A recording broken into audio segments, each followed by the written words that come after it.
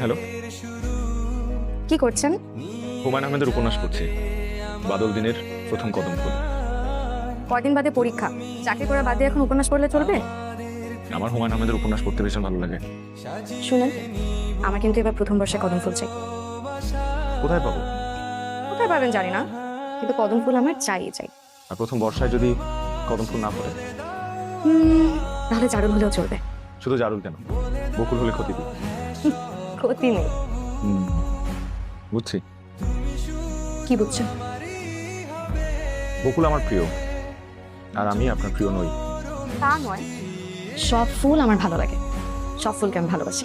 সেদিন যদি বৃষ্টি না নামে, মেঘ না ডাকে, তবুও আমি ভালোবাসায় বৃষ্টি নামাবো অঝোর ধারায়, একগুচ্ছ শুভ্র কদম ফুল হাতে নিয়ে। কথা দিলাম।